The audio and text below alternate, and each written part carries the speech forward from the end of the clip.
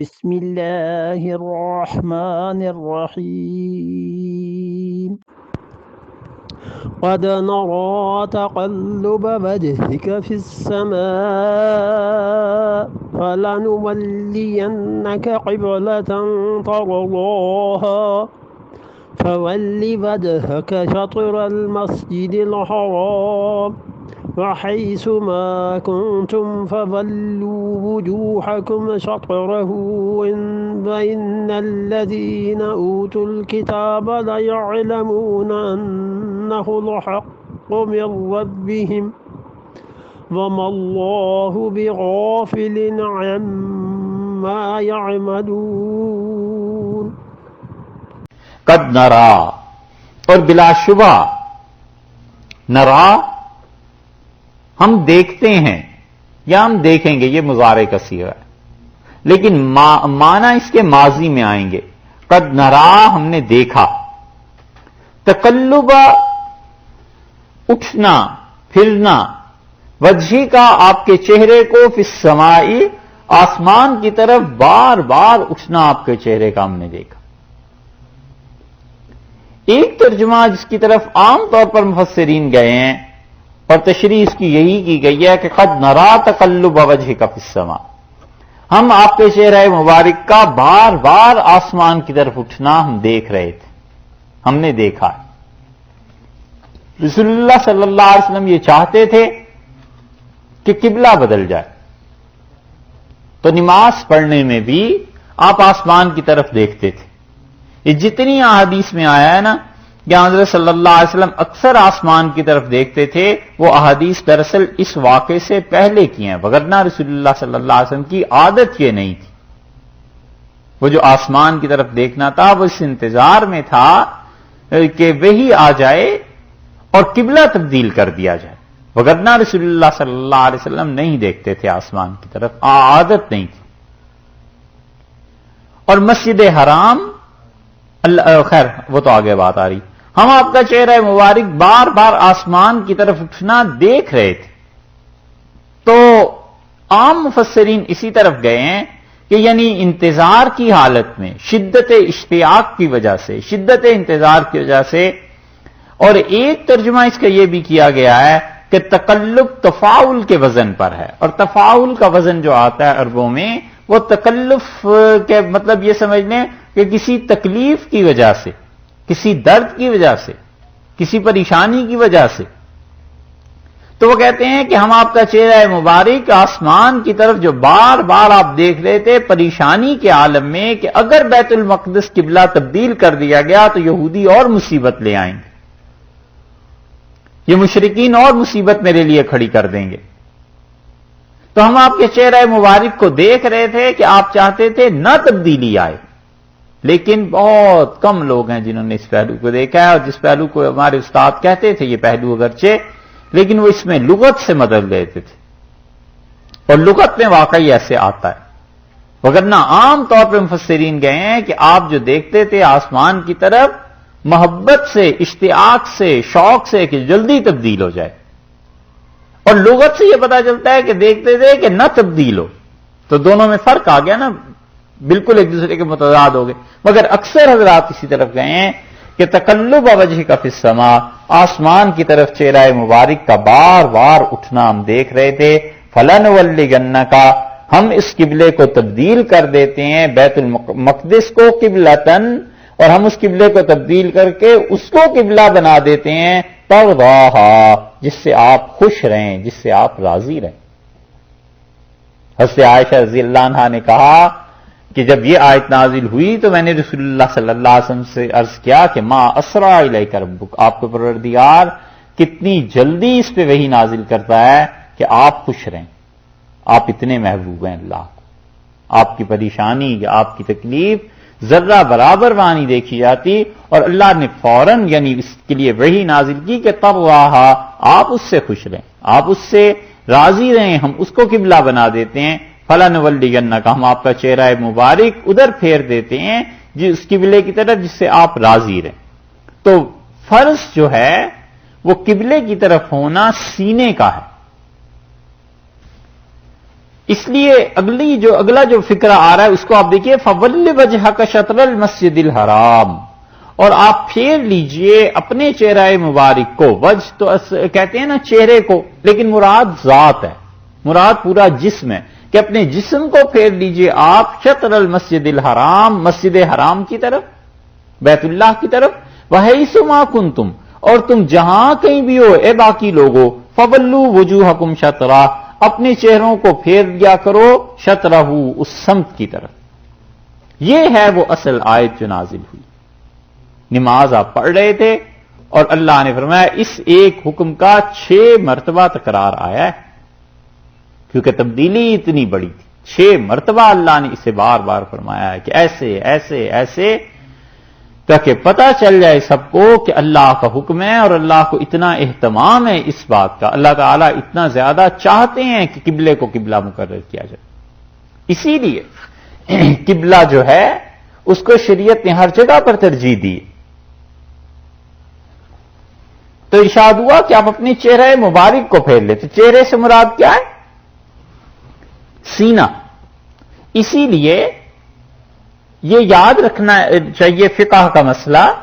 کہ نماز میں اگر سینہ پھر جائے تو نماز ٹوٹتی ہے، چہرہ پھر جائے تو نماز نہیں ٹوٹتی، کیونکہ سینہ کا پھرنا جو ہے وہ سارے جسم کا ہی پھر جانا ہوتا ہے۔ تو اس لیے قبلے کی طرف سینے کا رہنا ضروری ہے، فرض ہے، اور چہرے کا رہنا سنت ہے۔ اگر چہرہ کسی نے پھیر دیا قبلے کی طرف تو نماز نہیں ٹوٹے گی۔ مثلا کوئی حادثہ پیش آ گیا اور آدمی نماز میں کھڑا ہے تو بے اختیار مڑ کے دیکھتا ہے کہ کیا ہو گیا، ایسے دیکھتا ہے تو قبلے سے چہرہ پھر گیا نا، نماز نہیں ٹوٹی۔ جب تک کہ سینہ نہیں پھرتا نماز نہیں ٹوٹتی، کیونکہ اللہ نے کہا اس کی طرف رخ کر لو اپنے چہروں کا، تو مراد وہ ہے۔ اسی وجہ سے حنفیوں میں اور مالکیوں میں سب میں اختلاف ہوا ہے کہ نگاہ کدھر رہنی چاہیے نماز جب پڑھے آدمی۔ تو مالکی کہتے ہیں کہ نگاہ قبلے کی طرف رہنی چاہیے، سامنے دیکھتا رہے، اور حنفی فقہا کہتے ہیں کہ نہیں، سجدے کی جگہ پر رہنی چاہیے، ادب سے زیادہ قریب ہے، اور رسول اللہ صلی اللہ علیہ وسلم کی نگاہ مبارک ادھر ہی رہتی تھی۔ تو اس لیے وہ کہتے ہیں سجدہ جس جگہ کرنا ہے نگاہ اس جگہ رہے، اور مالکی کہتے ہیں ساری نماز میں سامنے دیکھتا رہے۔ ہاں البتہ چاروں ائمہ کا جس بات پر اتفاق ہے وہ کہتے ہیں کہ نماز کے بالکل آغاز میں جب اللہ اکبر کہا جاتا ہے اس وقت سر جھکانا بدعت، اس وقت سر نہیں جھکانا چاہیے، سامنے دیکھیں۔ یہ ایسی غلطی ہے جس کا لوگ خیال نہیں کرتے۔ نماز جب شروع ہوتی ہے تو نماز کے بالکل آغاز میں سامنے چہرہ ہونا چاہیے تاکہ چہرہ اٹھا ہوا ہو، وگرنہ تو چہرہ جھک جائے گا نا۔ اور نماز کے آغاز میں چہرے کو جھکانا کسی سے ثابت نہیں ہے، سب جگہ یہی آتا ہے کہ رسول اللہ صلی اللہ علیہ وسلم کا چہرہ مبارک اٹھا ہوا ہوتا تھا، سامنے دیکھ رہے ہوتے تھے۔ مالکیوں کا خیال یہ ہے کہ یہی کیفیت ساری نماز میں رہتی تھی، مگر وہ چیز ثابت نہیں، ثابت یہ ہے کہ پھر سجدے کی جگہ پہ نگاہ آ جاتی تھی۔ تو جب اللہ اکبر کہا جائے تو سامنے نگاہ رکھے، پھر اس کے بعد نگاہ کو جھکا لے وہاں جہاں پہ اس نے سجدہ کرنا ہے۔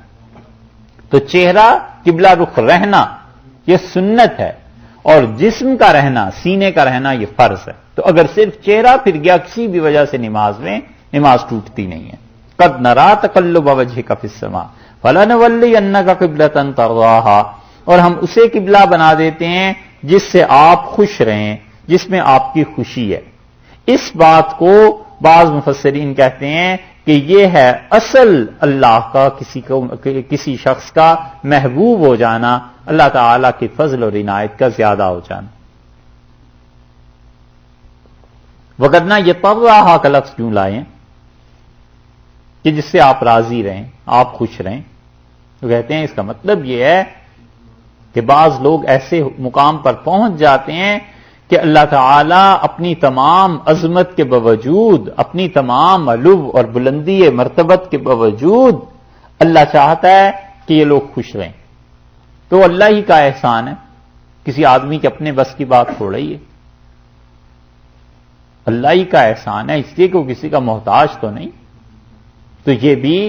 ان چیزوں میں سے ہے جو اللہ نے اپنے ذمے ایک طرح سے بعض لوگوں کے لیے ضروری قرار دے لی تھی، لیکن محض اپنے فضل کی بنیاد پہ، ورنہ حق کسی کا نہیں بنتا تھا، چاہے وہ رسول اللہ صلی اللہ علیہ وسلم ہو اور چاہے امت میں کوئی بھی ہو، حق اللہ پہ کسی کا نہیں بنتا، اس لیے کہ سب کے سب اس کی مخلوق ہیں، اور مخلوق کا خالق پہ کوئی حق نہیں ہے سوائے ان حقوق کے جو خود ہی اللہ نے اپنے ذمے کر لیے اپنے فضل کی وجہ سے، مہربانی عنایت کی وجہ سے، وگرنہ حق کس کا بنتا ہے۔ اور یہ وہ چیز ہے جو حضرت ابراہیم علیہ الصلوۃ والسلام کے بارے میں کل گزر گئی کہ اس میں قرات دوسری یہ تھی کہ وَإِذِ ابْتَلَىٰ إِبْرَاهِيمَ رَبُّهُ وَإِذِ ابْتَلَىٰ إِبْرَاهِيمُ رَبَّهُ، وہ دونوں قراتوں کی بات تھی نا اختلاف کی، وہ بھی یہی ہے کہ ابراہیم علیہ الصلوۃ والسلام اللہ کو اتنے محبوب تھے کہ انہوں نے کچھ چیزیں اپنے پروردگار سے طلب کی ناز کے طور پہ، محبت کی وجہ سے کہ مجھے یہ چیزیں عنایت ہوں، فَأَتَمَّهُنَّ، اس کے پروردگار نے اس کی ساری خواہشات کو پورا کیا، ان چیزوں کو انہیں دکھا دیا۔ تو ارشاد ہوا وَحَيْثُ مَا كُنتُمْ فَوَلِّ وَجْهَكَ شَطْرَ الْمَسْجِدِ الْحَرَامِ، آپ اپنے چہرہ مبارک کو ادھر پھیر لیجئے مسجد حرام کی طرف، وَحَيْثُ مَا كُنتُمْ، اور تم جہاں کہیں بھی ہو، فَوَلُّوا وُجُوهَكُمْ، اپنے چہروں کو پھیر لو، شطرہ، اس طرف کو پھیر لو، یعنی تم بھی اپنے چہروں کو اسی طرف کو پھیر لو جس طرف کو کہ رسول اللہ صلی اللہ علیہ وسلم کو حکم ہوا ہے۔ مسجد حرام تو اللہ تعالی نے فرما دیا ہے، اس لیے بعض حضرات کا مسلک یہ ہے کہ وہ کہتے ہیں کہ نمازی کے چہرے سے ایک لائن لی جائے اور مسجد حرام جتنی بھی بڑی ہو جائے، کہیں سے بھی مسجد حرام میں سے گزر جائے وہ لائن، تو اس کی نماز ہو جائے گی۔ حتیٰ کہ پورا فرض کر لیں مکہ ہی کسی دن آ جائے، پورا مکہ میں ہی مسجد حرام ہو جائے، اتنا بڑا وہ بیت اللہ کے گرد و قرب و جوار کو بنا دیا جائے، تو کہتے ہیں دنیا میں نماز پڑھنے والے کے چہرے سے کوئی لکیر کھینچی جائے اور وہ کہیں مسجد حرام سے گزر جائے، اس کی نماز ہو جائے گی۔ مگر اس قول میں بڑی وسعت ہے، گنجائش ہے، فتویٰ اس پہ نہیں دیا گیا۔ اور جس بات پر فتویٰ دیا گیا ہے وہ یہ کہ انسان کے چہرے سے ایسی لائن نکلے جو بیت اللہ، جو کعبۃ اللہ ہے، جو چوکھٹ نظر آتی ہے، یہ چوکور حصہ، اس میں سے گزر جائے، کسی بھی اینگل سے اس انسان کی نماز ہو جائے گی۔ تو ارشاد فرمایا ہے کہ فَوَلُّوا وُجُوهَكُمْ شَطْرَهُ، تم جہاں کہیں بھی ہو تم بھی اپنے چہروں کو کیا کر لو، مسجد حرام کی طرف پھیر لو۔ وَإِنَّ الَّذِينَ أُوتُوا الْكِتَابَ، اور وہ لوگ جنہیں کتاب دی گئی ہے، یہودی جنہیں کتاب دی گئی، عیسائی جنہیں کتاب دی گئی ہے، لَيَعْلَمُونَ، یقیناً جان لیں گے، انہ الحق، انہ یہ چیز، ہو کی ضمیر لوٹ رہی ہے اس چینج کی طرف، تبدیلی کی طرف، انہ یہ تبدیلی قبلے کے معاملے میں، الحق یہ سچی ہے، من ربہم ان کے پروردگار کی طرف سے۔